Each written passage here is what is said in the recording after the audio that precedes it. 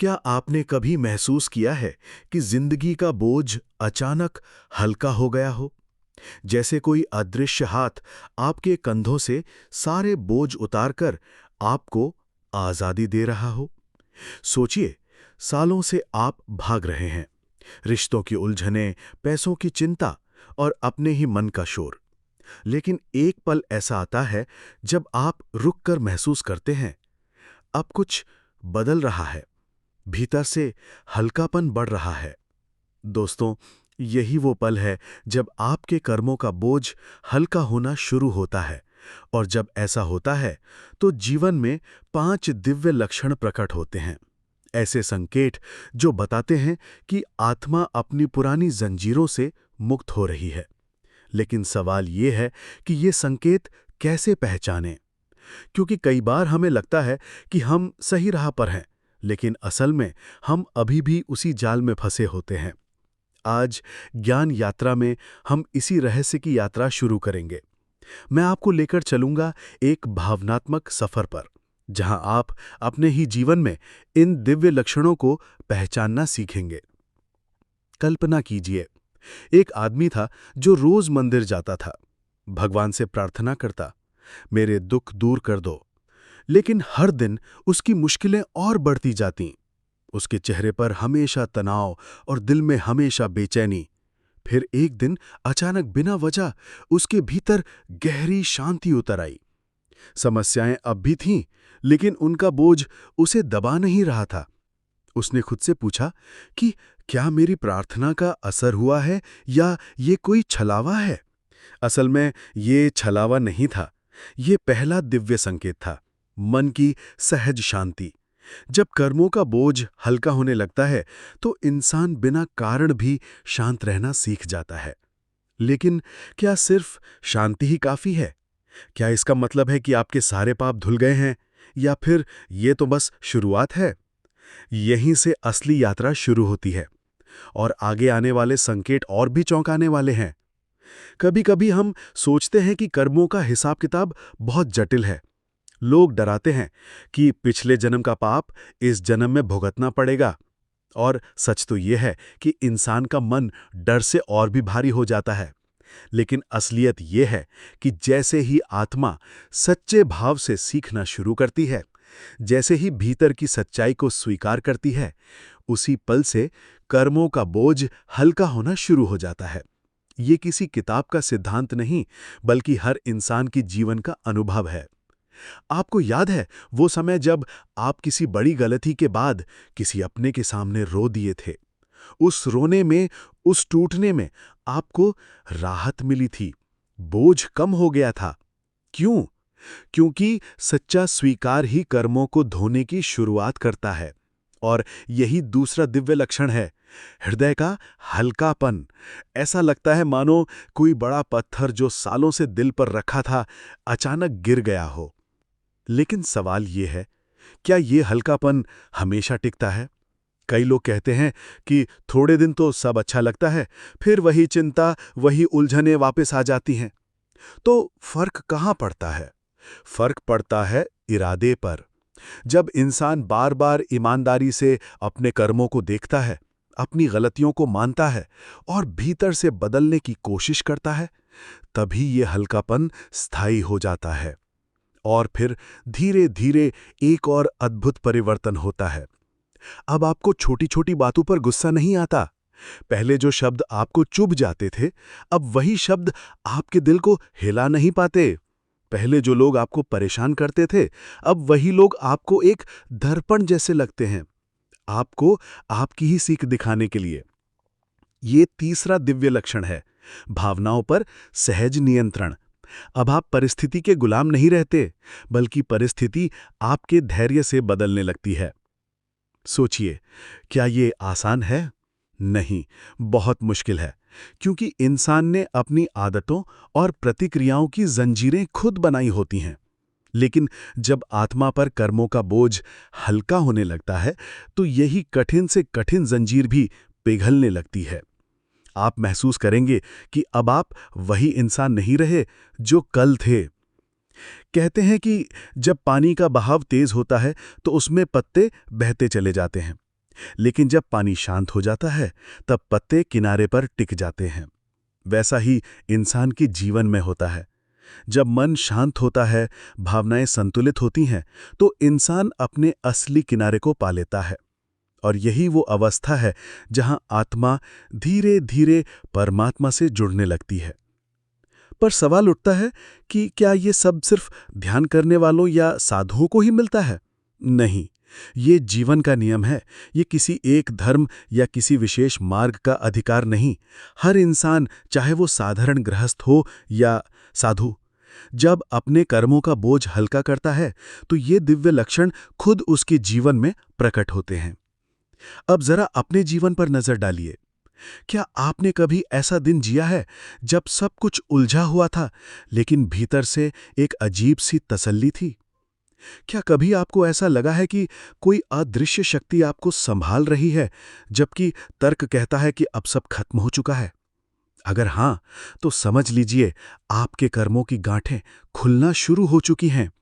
यही वो दिव्य संकेत हैं जिन्हें समझना एक जरूरी है। साधक अपने गुरु के पास गया।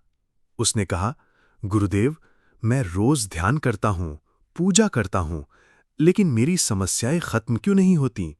क्या मैं कुछ गलत कर रहा हूं? गुरु मुस्कुराए और बोले, समस्याएं खत्म होने के लिए मत साधना करो, बल्कि साधना करो ताकि तुम्हें समस्याएं भारी ना लगें। ये शब्द सुनकर साधक रो पड़ा। उसी क्षण उसके भीतर एक सच्ची समझ पैदा हुई। उसने महसूस किया कि असली मुक्ति बाहर की परिस्थितियों को बदलने में नहीं, बल्कि भीतर की दृष्टि बदलने में है। यही चौथा दिव्य लक्षण है, दृष्टि का रूपांतरण। जब कर्मों का बोझ हल्का होने लगता है तो इंसान दुनिया को वैसे नहीं देखता जैसा पहले देखता था। वही परिस्थिति, वही लोग, वही हालात, लेकिन देखने का नजरिया बदल जाता है। पहले जो दुख लगता था, अब वही घटना आपको सीख देती है। पहले जो अपमान लगता था, अब वही अनुभव आपको विनम्र बनाता है। और यही बदलाव असली चमत्कार है। क्या आपने कभी सोचा है क्यों कुछ लोग कठिन से कठिन समय में भी हंसते रहते हैं, जबकि कुछ लोग छोटी सी परेशानी में टूट जाते हैं? फर्क यही है, जिनकी आत्मा पर बोझ कम हो चुका है, वो जीवन को एक खेल की तरह देखने लगते हैं। उनके लिए हार जीत मायने नहीं रखती, क्योंकि उन्हें पता है कि असली मकसद सिर्फ सीखना है। अब बात करते हैं पांचवें और सबसे गहरे लक्षण की। कहते हैं जब इंसान अपने सारे कर्मों से धीरे धीरे मुक्त होने लगता है तो उसके भीतर एक दिव्य गुण प्रकट होता है, अनुकंपा। ये करुणा सामान्य दया नहीं होती। ये वो अवस्था है जहां आप दूसरों के दर्द को अपना समझने लगते हैं। आप किसी को गिलते हुए देखकर सिर्फ दुखी नहीं होते, बल्कि उनके उठने का कारण भी बन जाते हैं। यही वो समय होता है जब इंसान दूसरों की मदद करता है बिना किसी स्वार्थ के। ना कोई दिखावा, ना कोई अपेक्षा, बस देना। और इसी अवस्था में आत्मा अपने सबसे ऊंचे स्तर पर पहुंचती है। आप सोचिए, क्यों इतिहास में महात्मा, संत और ऋषि हमें आज भी याद हैं? क्योंकि उन्होंने सिर्फ अपने लिए जीना छोड़ दिया था। उनका जीवन करुणा बन गया था। यही पांचवा दिव्य संकेत है, और यही सबसे बड़ा प्रमाण है कि आत्मा अपने पुराने कर्मों के बोझ से मुक्त हो रही है। लेकिन क्या इसका मतलब है कि आपकी सारी परीक्षाएं खत्म हो जाती हैं? नहीं, जीवन में परिस्थितियां आती रहेंगी। फर्क सिर्फ इतना होगा कि अब वो आपको तोड़ेंगी नहीं, बल्कि और भी मजबूत बनाएंगी। और यही है असली यात्रा, जिसे हम ज्ञान यात्रा में समझ रहे हैं। जब आप अपने भीतर इन 5 लक्षणों को पहचानना शुरू करेंगे, मन की सहज शांति, हृदय का हल्कापन, भावनाओं पर नियंत्रण, दृष्टि का रूपांतरण और अनुकंपा, तब आप समझ पाएंगे कि कर्म सिर्फ सजा नहीं है, बल्कि आत्मा को जगाने का एक साधन है। तो अब सवाल यह है, क्या आप अपने भीतर इन संकेतों को देख पा रहे हैं? क्या कहीं ना कहीं ये लक्षण आपके जीवन में भी झलक रहे हैं? शायद आपने गौर किया होगा कि जब इंसान पर कर्मों का बोझ हल्का होने लगता है, तो वो अनजाने ही अलग तरह से जीने लगता है। उसका जीवन अब सिर्फ बचने या भागने के लिए नहीं होता, बल्कि जीने के लिए होता है। सोचिए, कितनी बार आपने खुद से कहा होगा कि काश मेरी जिंदगी थोड़ी आसान हो जाए। लेकिन जैसे ही आत्मा पर से कर्मों का बोझ उतरना शुरू होता है, अचानक आसान और मुश्किल जैसी परिभाषाएं बदल जाती हैं। उदाहरण के लिए, एक बार एक किसान था। कई सालों तक उसके खेत सूखते रहे, बारिश नहीं हुई और उसका मन टूटने लगा। लेकिन एक दिन उसने देखा कि उसके पड़ोसी खेत में एक छोटा सा पौधा बिना पानी के भी खिल रहा है। किसान ने सोचा, अगर ये पौधा बिना पानी के जी सकता है तो मैं क्यों नहीं। उसी दिन से उसने शिकायत छोड़ दी और मेहनत में मन लगाना शुरू कर दिया। धीरे धीरे उसका मन हल्का हो गया और उसका खेत भी फिर से हरा भरा होने लगा। ये कहानी हमें बताती है कि जब कर्मों का बोझ हल्का होता है तो इंसान अपने हालात से लड़ता नहीं, बल्कि उनमें सीख खोजने लगता है। यही दृष्टि का रूपांतरण है, जो चौथे लक्षण की गहराई है। अब सोचिए, अगर दृष्टि बदल गई तो जीवन का अनुभव भी बदल जाएगा। पहले जहां आप किसी कठिन इंसान को देखकर चिढ़ जाते थे, अब वही इंसान आपके भीतर धैर्य की परीक्षा लेने वाला शिक्षक लगता है। पहले जहां धोखा खाकर आप टूट जाते थे, अब वही घटना आपको सिखाती है कि भरोसा करना और सावधानी रखना दोनों साथ साथ जरूरी हैं। लेकिन असली कमाल तब होता है जब ये परिवर्तन स्थायी हो जाता है। अब आपको लगता है कि कोई भी घटना आपके खिलाफ नहीं है। हर घटना आपके लिए है, आपके विकास के लिए है। यही वो बिंदु है जहां आत्मा समझने लगती है कि कर्म कोई बोझ नहीं, बल्कि ईश्वर का दिया हुआ पाठ है। अब जरा उस पांचवें लक्षण अनुकंपा की और गहराई में उतरते हैं। एक छोटी सी कहानी सुनिए। एक साधु नदी किनारे ध्यान कर रहा था। अचानक उसने देखा कि एक बिच्छू पानी में डूब रहा है। साधु ने हाथ बढ़ाकर उसे बाहर निकालने की कोशिश की, लेकिन बिच्छू ने उसे डंक मार दिया। खून बह निकला। पास बैठे शिष्य ने कहा, गुरुदेव, इसे क्यों बचा रहे हो?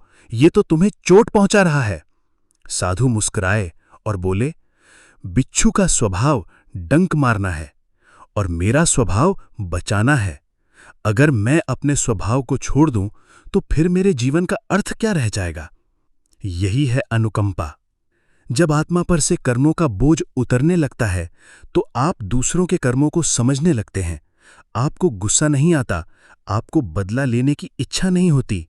आप बस उनके दर्द को देखते हैं और अपने तरीके से मदद करते हैं। अब सवाल ये है, क्या ये आसान है? बिल्कुल नहीं, क्योंकि हम इंसान हैं और हमें चोट लगती है। लेकिन यही तो परीक्षा है। अगर आप चोट खाने के बाद भी करुणा बरकरार रख पा रहे हैं तो समझ लीजिए आपके पुराने कर्म सचमुच हल्के हो रहे हैं। यही कारण है कि जिनके जीवन में करुणा जागती है वो किसी भी हालात में टूटते नहीं। उन्हें देखकर ही लगता है कि ईश्वर उनके भीतर उतर आया है। और यहां एक और अद्भुत बात होती है। जब आप करुणा में जीने लगते हैं तो आपका कर्म खाता और तेजी से साफ होने लगता है, क्योंकि अब आप नए बोझ नहीं बना रहे, आप बस बांट रहे हैं और बांटने से आत्मा और भी हल्की होती जाती है। अगर हां, तो यकीन मानिए आप भी धीरे धीरे उसी मुक्ति की ओर बढ़ रहे हैं जिसकी तलाश हर आत्मा सदियों से कर रही समझा है। कि जब कर्मों का बोझ हल्का होने लगता है तो 5 दिव्य लक्षण जीवन में प्रकट होते हैं। लेकिन एक सवाल अब भी बाकी है, क्या इन लक्षणों को और गहराई से जिया जा सकता है? क्या हम सचेत रूप से अपने बोझ को और हल्का कर सकते हैं? इसका जवाब है हाँ, क्योंकि ये सब किसी चमत्कार या अचानक गिरने वाली बिजली का नतीजा नहीं है। ये हमारी रोजमर्रा की छोटी छोटी आदतों, सोच और कर्मों से बनता है। सबसे पहला तरीका है स्वीकार करना। जीवन में जो हुआ, जैसा हुआ, उसे बिना भागे, बिना बहाने बनाए स्वीकार कीजिए। जब हम कहते हैं हाँ, मुझसे गलती हुई, तभी असली परिवर्तन शुरू होता है। स्वीकार एक चाबी की तरह है जो पुराने कर्मों की तिजोरी को खोल देती है। दूसरा तरीका है चुप्पी का अभ्यास। हर दिन कम से कम 5-10 मिनट सिर्फ शांत बैठिए। कोई मोबाइल नहीं, कोई बातचीत नहीं, बस अपने भीतर की आवाज को सुनिए। शुरुआत में बेचैनी होगी, लेकिन धीरे धीरे यही चुप्पी आपको शांति की ओर ले जाएगी। और याद रखिए, वही शांति पहला दिव्य लक्षण है। तीसरा तरीका है दूसरों की गलतियों को माफ करना। देखिए, हम सब गलतियां करते हैं। अगर आप अपने भीतर करुणा जगाना चाहते हैं तो दूसरों की गलतियों पर पकड़ छोड़नी होगी। माफ करना किसी और को नहीं, बल्कि खुद को आजाद करना है। और जब आप आजाद होते हैं तो आपका बोझ हल्का हो जाता है। चौथा तरीका है सेवा। किसी जरूरतमंद की मदद करना, किसी भूखे को खाना खिलाना या किसी अकेले इंसान से बस मुस्कुराकर बात करना। ये छोटे छोटे कर्म आपके भीतर करुणा जगाते हैं, और यही करुणा पांचवां लक्षण है। पांचवां और सबसे गहरा तरीका है आत्मचिंतन। रात को सोने से पहले खुद से पूछिए, आज मैंने कैसा जिया? किस जगह मैंने गुस्सा किया? कहां पर मैं करुणा दिखा सकता था? जब आप खुद को आईने की तरह देखने लगते हैं तो धीरे धीरे आपकी दृष्टि बदलने लगती है। और यही चौथा लक्षण है दृष्टि का रूपांतरण। अब सोचिए, अगर आप रोज थोड़ी थोड़ी इन आदतों को अपनाएंगे तो क्या होगा? आपका मन शांत होने लगेगा, आपका दिल हल्का होने लगेगा, आपका गुस्सा पिघलने लगेगा, आपकी नजर बदलने लगेगी, और अंततः आपके भीतर करुणा का झरना बहने लगेगा। यानी कि ये पांचों दिव्य लक्षण किसी दूर की कहानी नहीं, बल्कि आपके रोजमर्रा की साधारण जिंदगी में भी उतर सकते हैं। अब शायद आप सोच रहे होंगे कि लेकिन इतना सब करने के बाद क्या मिलेगा? क्या मेरा भविष्य बदल जाएगा? क्या मेरी किस्मत चमक जाएगी? सच ये है कि शायद आपकी परिस्थितियां तुरंत ना बदलें, लेकिन आप बदल जाएंगे। और जब आप बदलेंगे तो धीरे धीरे परिस्थितियां भी झुकने लगेंगी। यही कर्म का रहस्य है। दोस्तों, यही असली ज्ञान यात्रा है। ये यात्रा बाहर की नहीं, भीतर की है। और जब भीतर की यात्रा शुरू होती है तो बाहर की दुनिया अपने आप बदलने लगती है। तो दोस्तों, आज हमने जाना कि जब आत्मा पर से कर्मों का बोझ हल्का होने लगता है तो 5 दिव्य लक्षण जीवन में प्रकट होते हैं। मन की सहज शांति, हृदय का हल्कापन, भावनाओं पर नियंत्रण, दृष्टि का रूपांतरण और अंततः करुणा का झरना। लेकिन असली सवाल ये नहीं है कि ये लक्षण कब आएंगे। असली सवाल ये है कि क्या आप इन्हें पहचानने और जीने के लिए तैयार हैं? क्योंकि सच तो यह है, जीवन का असली खजाना बाहर नहीं, भीतर है। आपके भीतर वही शक्ति है जो संतों को अजेय बनाती है। वही करुणा है जो भगवान के हृदय से बहती है। फर्क सिर्फ इतना है कि आपने अब तक उसे ढक रखा है अपने डर, अपनी आदतों और अपने कर्मों के बोझ से। आज अगर आप ये वीडियो देख रहे हैं और आपके दिल में जरा भी शांति, जरा भी हल्कापन या जरा भी करुणा महसूस हुई है, तो समझ लीजिए ये कोई संयोग नहीं है। ये संकेत है कि आपकी आत्मा भी उसी राह पर है। और यही है हमारी ज्ञान यात्रा। ये यात्रा बाहर की दुनिया को जीतने की नहीं, बल्कि अपने भीतर की गहराई को पहचानने की है। अब मैं आपसे सिर्फ एक गुजारिश करता हूं, अगर ये बातें आपके दिल को छू गईं, अगर आपको लगा कि इसमें आपके जीवन का सच छुपा है, तो चैनल को जरूर सब्सक्राइब कीजिए, क्योंकि हमारी ये यात्रा अभी शुरू ही हुई है। और हां, अगली बार हम एक और बड़ा रहस्य खोलेंगे। क्या हमारे सारे पाप सचमुच धुल सकते हैं, या फिर आत्मा हमेशा उन बोझों के साथ बंधी रहती है? यकीन मानिए, ये सुनने के बाद आप कर्म और मुक्ति को बिल्कुल नई नजरिए से देखेंगे। तब तक याद रखिए, आपके भीतर की रोशनी ही आपकी सबसे बड़ी ताकत है। उसे जगाइए और जीवन को एक आशीर्वाद की तरह जीना शुरू कीजिए।